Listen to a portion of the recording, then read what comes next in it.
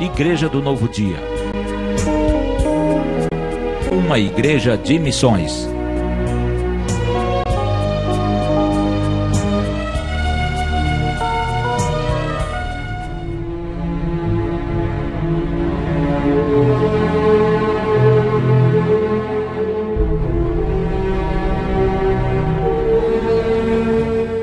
A Deus toda a glória, toda a honra e todo o louvor.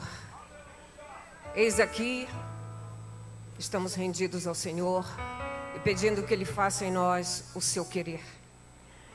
Aleluia. Quero convidar a igreja para uma leitura no Salmo 107. Nós não iremos ler todo o Salmo porque ele é bastante extenso. Iremos ler alguns versículos apenas. Quero aproveitar para cumprimentar os que nos assistem pela web. Que a bênção do Senhor esteja aí onde você está, alcance o seu coração nesta noite. Salmo 107, nós vamos ler o verso 6.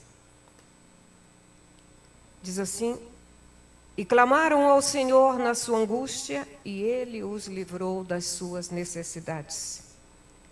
Leiamos o 13. Então clamaram ao Senhor na sua angústia, e Ele os livrou das suas necessidades. 19. Então clamaram ao Senhor na sua angústia, e Ele os livrou das suas necessidades. 28. Então clamam ao Senhor na sua tribulação, e Ele os livra das suas angústias. E finalmente, 31. Louvem ao Senhor pela sua bondade, pelas suas maravilhas, para com os filhos dos homens. Senhor, aqui está a tua palavra, aqui estamos nós, a tua igreja, e tudo é teu. Teu é este tempo, teu é este momento, tua é a glória, a honra e o louvor. Fala conosco, nós te pedimos em nome de Jesus. Podeis assentar, amados irmãos? Depois de um congresso de oração, em que nós falamos sobre oração e oramos bastante durante o congresso, eu perguntei então ao Senhor, o que falar, Senhor, depois de um congresso de oração? E quando eu fui abrindo os olhos hoje, por volta de 7 horas da manhã, Salmo 107. Ok, Salmo 107, fui olhar exatamente sobre oração, sobre clamar ao Senhor. Alguém muito famoso escreveu que os homens de oração são o braço direito de Deus no mundo. Edward Bunds. Os homens de oração são o braço direito de Deus no mundo. Onde estão os homens de oração desta igreja? Quando eu digo homens, mulheres também. Deus está olhando para mim e para você. Diga, eu sou essa pessoa. Eu sou essa pessoa. Então, é através de mim e de você que o braço direito de Deus vai se estender na terra para fazer maravilhas. Este texto, deste salmo maravilhoso, ele fala sobre 4 tipos de pessoas. Primeiro, ele fala dos peregrinos, depois ele fala dos prisioneiros, ele fala dos aflitos e daqueles que enfrentam tempestades em alto mar. 4 tipos de pessoas. Certamente você não se enquadrou em nenhuma delas. Você pode dizer, mas eu não sou peregrino, eu sou brasileiro e moro aqui no meu país. Ou eu não estou prisioneiro de nada. Prisioneiros são os que estão lá nos cárceres. Eu não sou esse tipo de pessoa. Mas eu também não estou aflito, eu estou aqui feliz, está tudo bem comigo, com a minha família, eu estou feliz com a minha igreja. Eu não sou aflito. E muito menos eu estou enfrentando tempestades em alto mar, porque aqui em Brasília nem mar tem, né? O que nós temos aqui para o nosso contento é o Lago Paranoá. Não tem mar, não tem ondas gigantes, não tem essas coisas. Aguarde só mais um pouco, para você ver em qual destas categorias você vai se encaixar. Para estas 4 classes de pessoas, existem situações específicas que elas enfrentaram na sua vida. E existe algo em comum para todas as 4 classes de pessoas. Os peregrinos que clamaram ao Senhor, está no verso 7. Eu queria que você deixasse a sua Bíblia aberta. No 6 diz assim: e clamaram ao Senhor na sua angústia, e Ele os livrou das suas necessidades. Aqui são os peregrinos que estão clamando. E o verso 7 diz assim: e os levou por caminho direito para irem à cidade que deviam habitar. Peregrinos que clamavam por uma direção e por um rumo, por uma cidade. Os peregrinos são uma classe de pessoas que nós podemos até enquadrar nesta categoria os moradores de rua, essas pessoas que andam por aí perambulando. Eles não têm uma direção e eles não têm um lugar, um referencial onde eles possam fixar residência. Eles perambulam pela rua, são os peregrinos.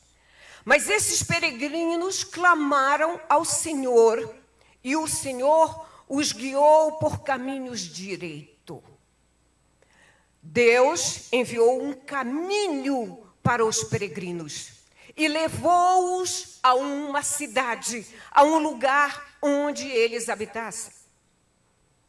Há uma segunda classe, os prisioneiros. Os prisioneiros clamaram ao Senhor.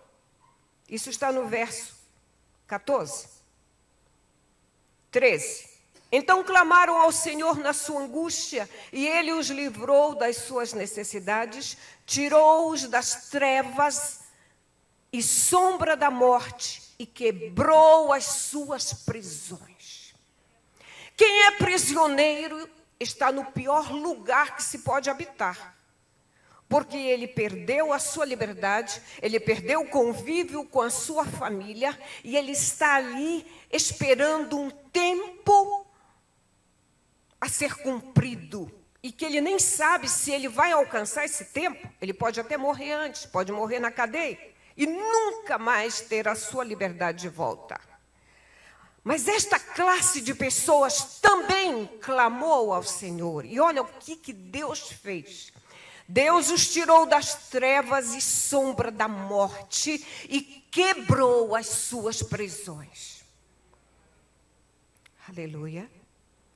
E o 16 diz assim: pois quebrou as portas de bronze e despedaçou os ferrolhos de ferro. Quando a gente viaja por aí, e eu creio que muita gente já teve a oportunidade de ver ou mesmo assistir filmes em que mostram aquelas prisões terríveis. As prisões romanas eram terríveis. E quando a gente passa por aqueles lugares, diz: impossível alguém sair desta prisão. Impossível.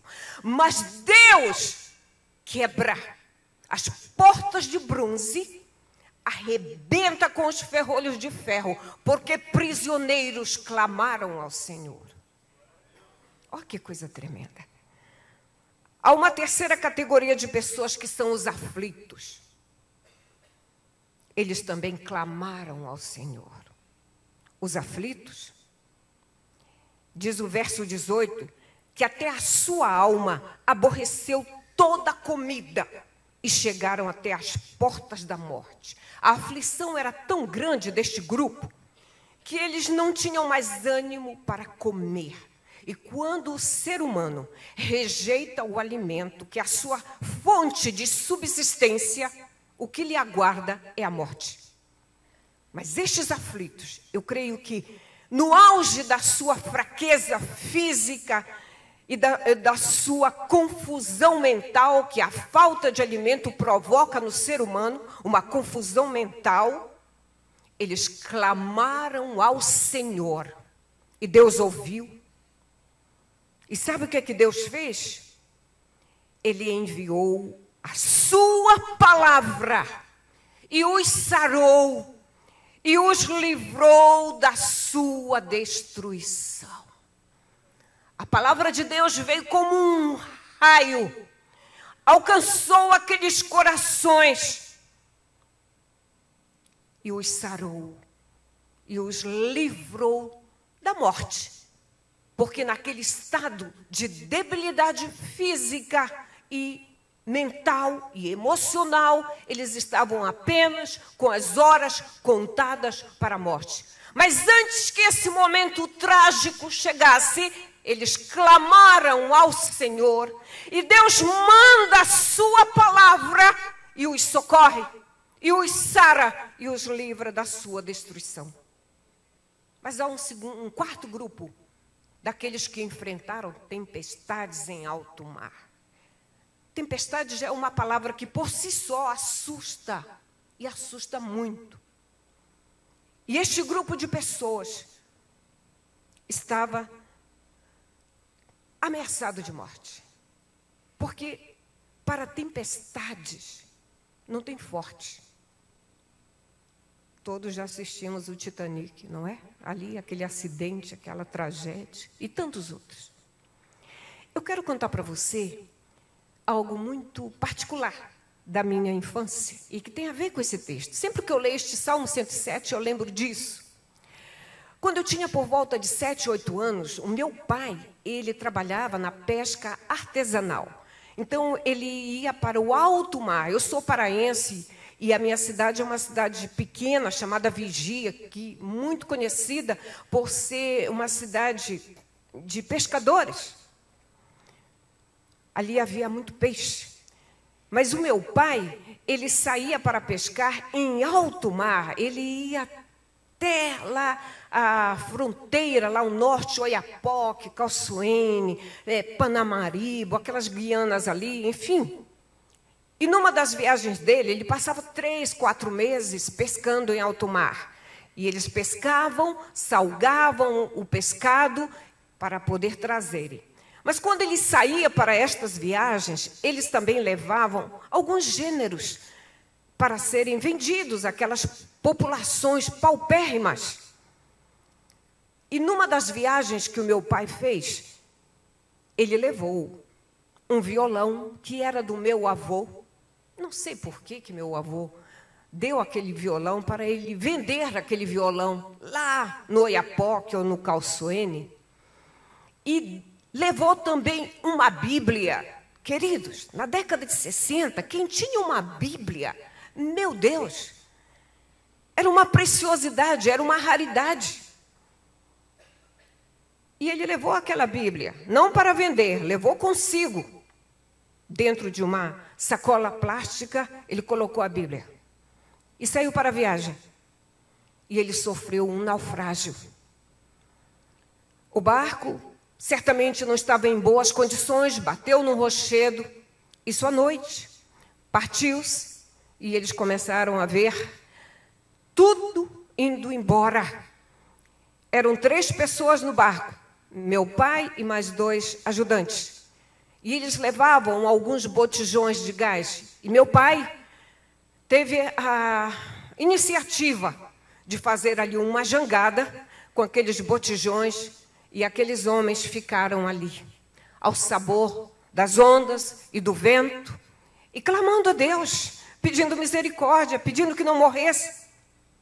E meu pai contava que um dos companheiros, depois de algumas horas no mar, ele disse: eu não vou resistir, eu vou morrer. E meu pai dizia: não, nós vamos ser salvos. Não desanima. Alguém vem em nosso socorro.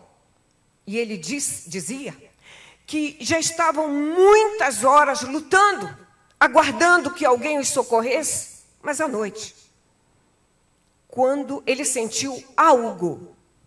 Queridos, quantos creem aqui no sobrenatural de Deus? Eu creio. Ele sentiu algo incomodando o seu pescoço. Quando ele passou a mão, era uma página da Bíblia. Daquela Bíblia que ele estava levando dentro de uma sacola de plástico. Quando ele passou a mão, ele olhou, viu que era a página da Bíblia. Ele disse: estamos salvos, aqui está a página da Bíblia. Eles estavam muito longe do local onde naufragaram. E assim foi. No alvorecer do dia, apontou ao longe um navio, e eles acenavam, e aquele navio os socorreu e os salvou. Glória a Deus. Este é o Deus que nós servimos. Em alto mar, açoitados por ondas e ventos e tempestades, clamaram ao Senhor, e Deus manda então o seu livramento. Faz cessar a tormenta, diz os versos 29 e 30. Então clamam ao Senhor na sua tribulação, e Ele os livra das suas angústias. Faz cessar a tormenta e acalmam-se as ondas. Então se alegram com a bonança, e Ele assim os leva ao porto desejado. Bonança e porto desejado é tudo de que um náufrago precisa. Bonança e porto desejado. Eu quero dizer para a igreja, para os meus amados e queridos irmãos, que Deus tem o controle de todas as situações. Estas 4 categorias de pessoas falam para nós da grandeza de um Deus que ouve o clamor das pessoas. Não importa a situação, a aflição, a angústia, a prisão, a altura das ondas, a força dos ventos, Deus ouve quando alguém clama por Ele. Porque Deus, Ele é o Senhor da sua criação. E o que é que Deus pode fazer por mim e por você? Tudo. Vamos dizer isto? Deus pode fazer tudo por mim. A dificuldade somos nós quem vemos. Porque ao invés de clamarmos a Deus e confiarmos no seu poder, nós olhamos para as ondas, nós olhamos para os ventos, nós olhamos para as portas de bronze, para os ferrolhos de ferro, e não olhamos para Deus.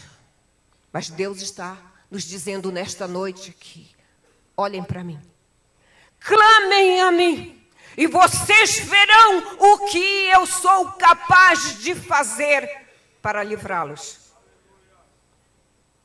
Versos 33, leia lá comigo. 33 a 30 e 35. Olha o que é que Deus faz. Ele converte rios em quê? Em desertos. Nascentes em terra sedenta. E o 35.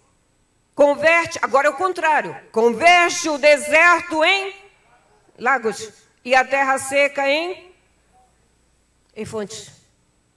Deus pode tudo. Se você está precisando de um rio, Deus transforma o deserto em rio. Se você está precisando atravessar o deserto, Deus seca o rio e faz você andar. Se você está em terra seca e precisa de fontes, Deus faz brotar fontes da terra árida, porque Ele é Deus. Ele tem o controle nas suas mãos. Agora a senha é orar, é clamar. É isso que vai mover a mão de Deus. É o meu clamor e o seu. Aquela frase que nós lemos diz que os homens de oração são o braço direito de Deus no mundo. Glória a Deus. Para o que você está olhando nesta noite? Para as portas de bronze e para os ferrolhos de ferro? Você está olhando para a fúria dos ventos que estão soprando e querendo te derrubar? Você está olhando para essas ameaças circunstanciais? Deus está nos dizendo: clama a mim e deixa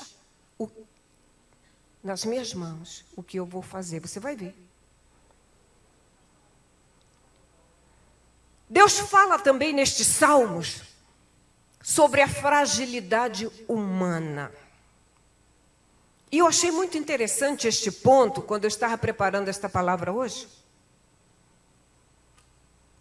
Porque quando a gente começa a falar das grandezas de Deus, do poder de Deus, das maravilhas de Deus.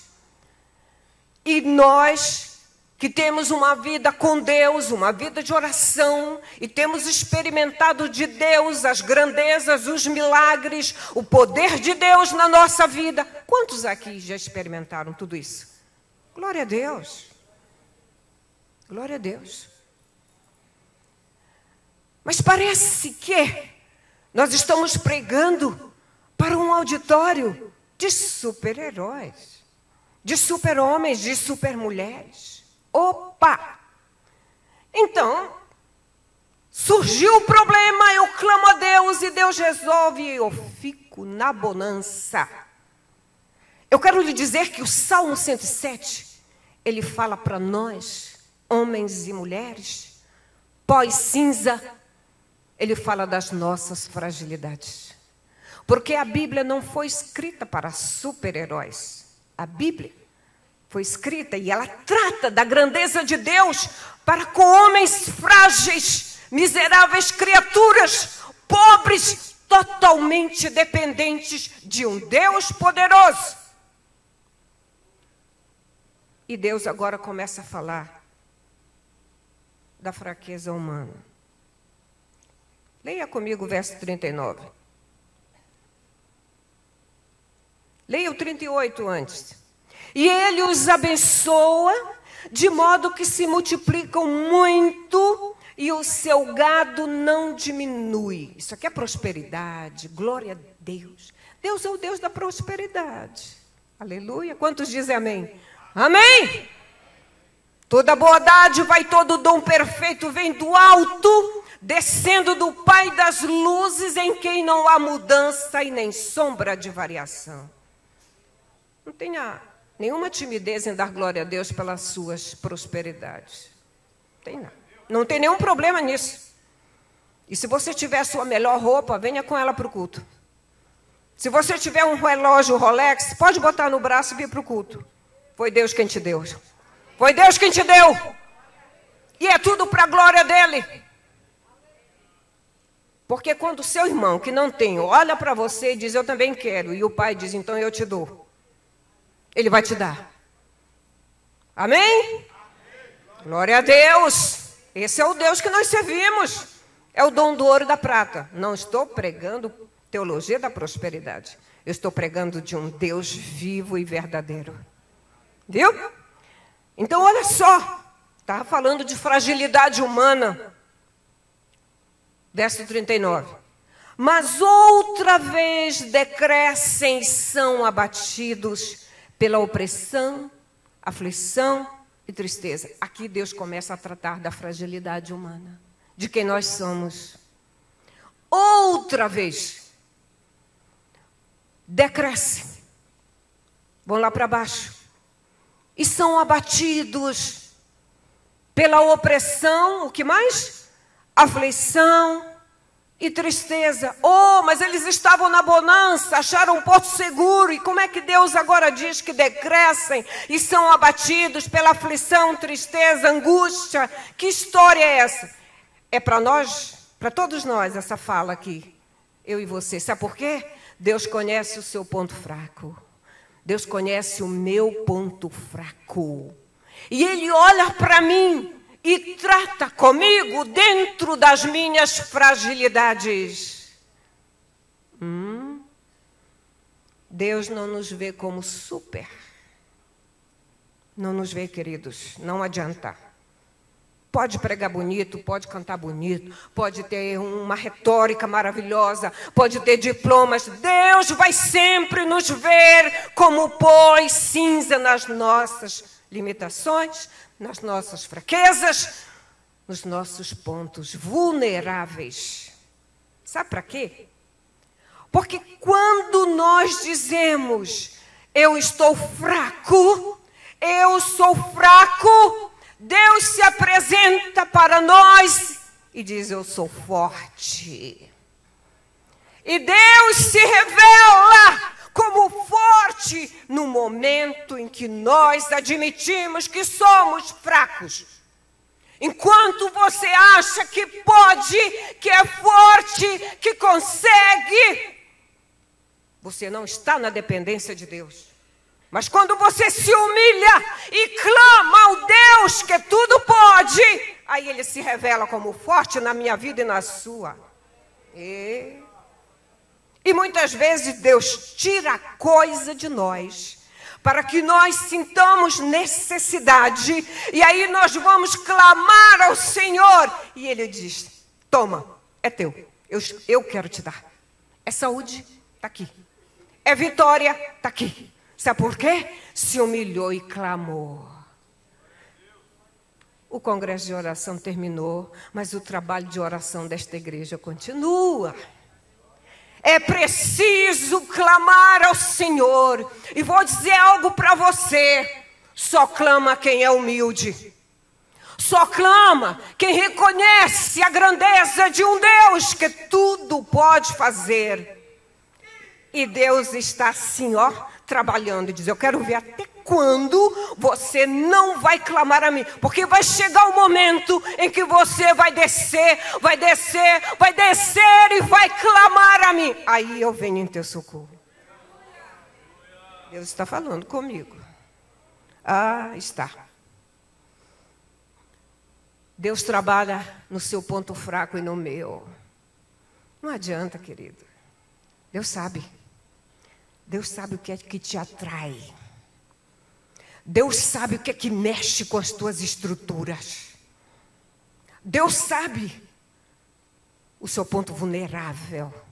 Deus sabe. E sabe de uma coisa?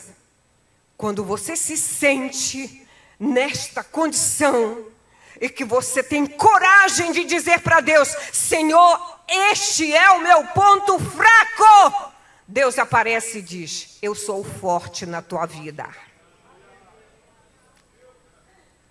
Nós vamos clamar a Deus e Ele vai se revelar no meio de toda esta fraqueza, de toda esta tentação, no meio de toda esta condição humana de miséria, para revelar a sua força, a sua glória, a sua perfeição. Para que eu e você saibamos que enquanto nós vivermos nesta terra, nós seremos dependentes de Deus todos os dias. Não vai ter nenhum dia que você dizer, opa, hoje eu estou por cima e não estou prosa. Tem não, não tem. E cuidado. Aquele que cuida está em pé, olhe para que não caia. O momento mais difícil da vida do cristão é quando ele acha que está tudo bem. Está uma bênção, vigia. Cuidado, cuidado. Mas Deus, olha o 41 como é que diz, verso 41. Mas Ele levanta da opressão o necessitado para um alto retiro e multiplica as famílias como rebanhos. Os retos veem isto e alegram-se, mas todos os iníquos fecham a boca.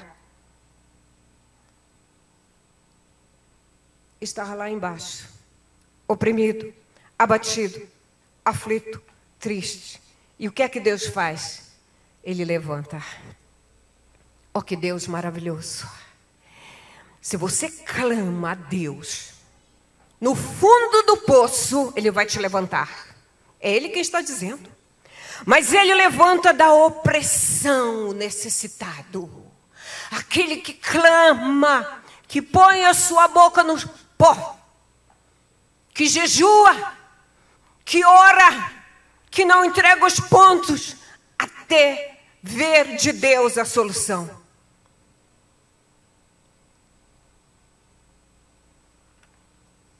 O Salmo 37, versos 23 e 24 diz assim: os passos de um homem bom são confirmados pelo Senhor. Ainda que caia, não ficará prostrado, pois o Senhor o sustém com a sua mão. O Senhor não vai deixar você no chão. Não vai. É Ele quem está dizendo isso. Você caiu. Você pecou. Você está no fundo do poço. Nós vamos clamar juntos agora. Porque Deus não vai lhe deixar nesta condição. Ele vai te levantar desta situação. Ele vai ouvir o clamor da igreja orando em seu favor. E Ele vai te erguer. Sabe para quê? Para te colocar num alto retiro. Há um lugar.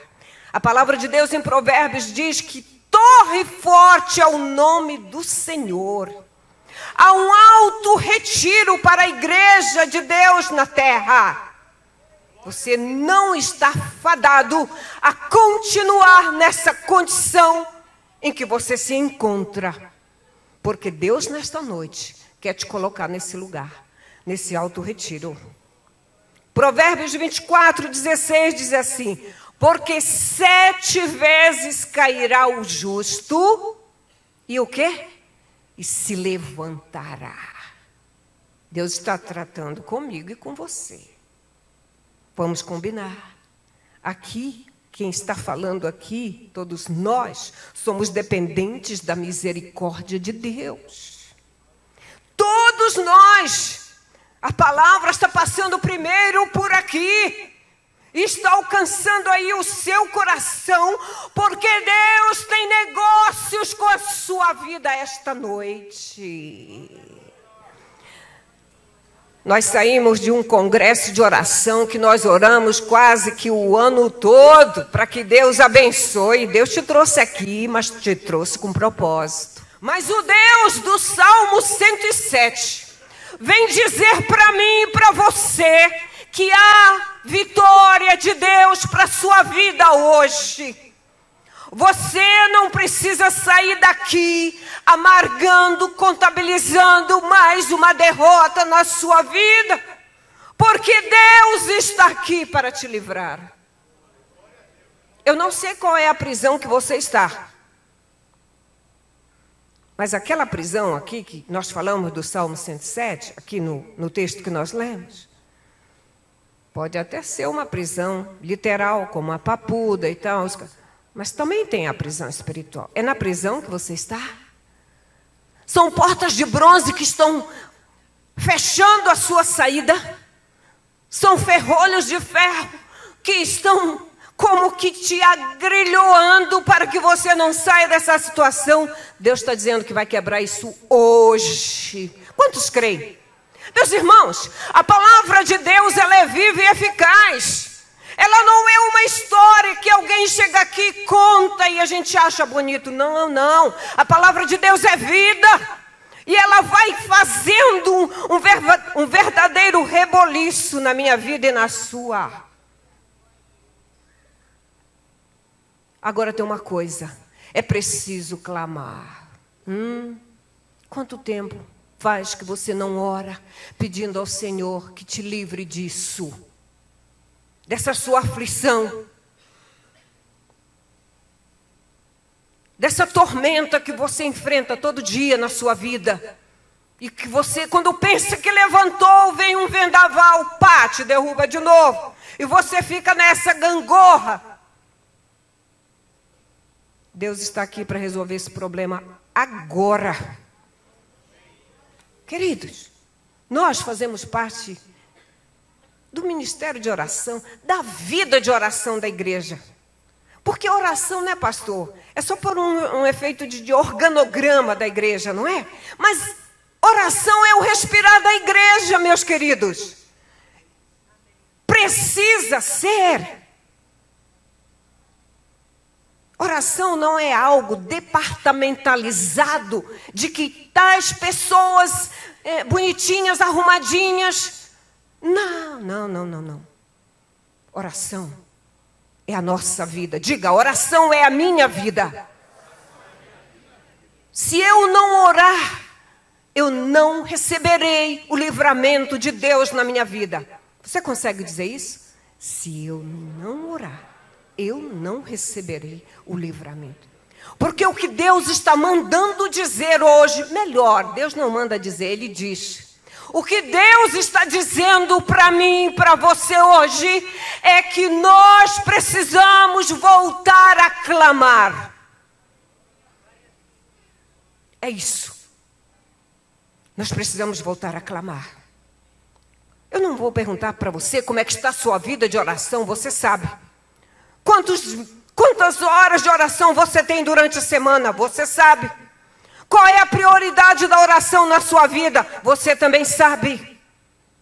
Mas nesta noite, Deus quer algo mais. Deus quer alguém que clame. Para que Ele receba este clamor e o seu poder seja manifesto na tua vida, de formas a quebrar com portas de prisão, a trazer a sua palavra e te curar antes que você pereça. Ainda dá tempo. Você está aqui vivinho que nem eu. Glória a Deus. É isso que Deus está dizendo. Nós também devemos louvá-lo. Sabemos que salmos são hinos e nós devemos louvá-lo. E este salmo está cheio de louvores. O 8, louvem ao Senhor pela sua bondade e pelas suas maravilhas para com os filhos dos homens. Louvar a Deus é reconhecer o seu senhorio, a bondade dele, a misericórdia dele na sua vida. Sabe por que Deus te cura? Para que você louve. Sabe por que Deus te dá livramento? Para você louvá-lo. Sabe por que Deus te deu aquele emprego, aquela vitória, aquela benção? Para você louvá-lo. Não é só para ficar alegre, é para louvar a Deus, porque tudo redunda em louvor a Deus, queridos. Tem um corinho que nós cantávamos aqui: se não for para te adorar, para que eu nasci? Para que eu estou aqui? Ah, queridos, o dia que nós entendermos isso, a orquestra não vai mais tocar sozinha. O barulho daí será maior do que o dos instrumentos aqui, porque vai haver uma expressão de louvor tão grande no seu coração. E nós vamos abafar o som dessa orquestra, viu, maestro Isaac? Para a glória de Deus. É tudo para a glória de Deus, queridos. É tudo para o louvor da sua glória. Aleluia. Devemos considerar os feitos do Senhor. Estou terminando. Leia o verso 43 comigo. Quem é sábio, observe estas coisas e considere atentamente as benignidades do Senhor. Que coisas? Os livramentos de Deus. Quem é sábio aqui? Vai considerar estas coisas. E vai considerar atentamente as benignidades do Senhor. Eu estou diante de muitos sábios aqui. Quem é sábio, observa estas coisas e considera atentamente as benignidades do Senhor. Eu quero fazer um convite às pessoas que não têm uma experiência com Deus, que ainda não aceitaram a Jesus como Senhor e Salvador das suas vidas. E que nesta noite foram impactados por esta palavra, porque é a palavra de Deus. E só ela tem esse alcance. E só o Espírito Santo é quem convence. Só Deus tem o poder de alcançar o seu coração e se revelar para você como Senhor e Salvador, Jesus. Só Ele. Há alguém aqui no nosso meio que quer dizer sim, eu aceito este desafio, eu quero a Jesus como meu Senhor, eu quero clamar e ser ouvido, eu quero livramento para a minha vida. Tem alguém aqui, por acaso, que poderia levantar sua mão, dando sinal de que você aceita? Não? Agora há um outro convite. E o Senhor me disse, não deixe de fazer esse convite. E eu estou aqui para obedecer a voz do meu Senhor. Há aqui no nosso meio algumas pessoas que precisam acertar o passo com Deus.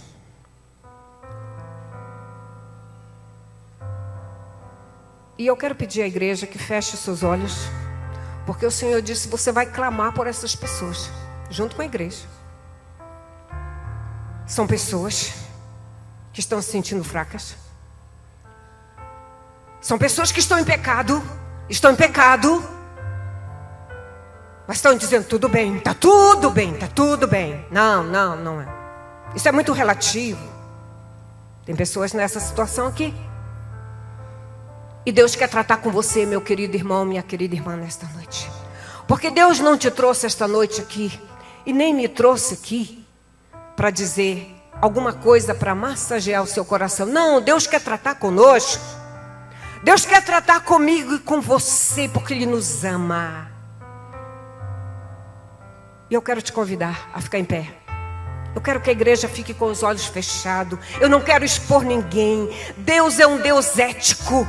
Deus é um Deus sábio. Ele quer tratar com pessoas que estão aqui e que precisam que alguém que clame para que estas pessoas sejam libertas. Ó Senhor, cadê você? Cadê você? Que vive errando, que pensa que se esconde de Deus. Ninguém se esconde de Deus. Cadê você? Que achava que estava tão forte, mas já caiu de novo. É com você que Deus está falando, porque Deus tem propósitos na tua vida. Tem mais gente. Deus está dizendo que tem mais gente. E você está resistindo à voz de Deus. Não resista à voz de Deus nesta noite. Não resista. É Deus quem está dizendo. Não resista. Deus não vai expor sua vida, mas Deus quer tratar com você nesta noite. Eu vou dar mais um tempo. Eu não, é o Senhor. Oh Deus, cadê? Onde estão? O Senhor disse que tinha muita gente. O Senhor falou. O Senhor disse que tinha mais gente. Cadê? Rompe essas barreiras, Senhor. Pai, em nome de Jesus. Eu vou orar por esses que se levantaram. A igreja vai orar junto comigo, porque Deus tem algo lindo a fazer na vida desta igreja. Mas enquanto o pecado não incomodar você, enquanto você estiver de bem com o seu pecado, você não vai prosperar. Nós servimos a um Deus santo, santo e santo. E Deus não compactua com o pecado. O pecado faz separação entre nós e Deus. E Deus quer romper esta barreira hoje, em nome de Jesus. Senhor Deus, aqui estão teus filhos. Tu sabes onde foi que eles fraquejaram. Tu sabes, Senhor, qual é a fraqueza, qual é a debilidade. Tu sabes, Senhor, a vida destes teus filhos. E nós estamos clamando a Ti por eles. Em nome de Jesus. Envia livramento para estes teus filhos. Envia mesmo salvação, libertação. Envia poder dos altos céus. Porque é o Senhor quem ergue. É o Senhor quem levanta. É o Senhor que os faz triunfar. Senhor, eles estão cansados. Eles não aguentam mais. Mas o Senhor diz que hoje é noite de libertação. E nós te louvamos. E nós te glorificamos. E nós tributamos ao Senhor a glória que te é devida. Em nome de Jesus, podeis assentar. Deus abençoe a igreja.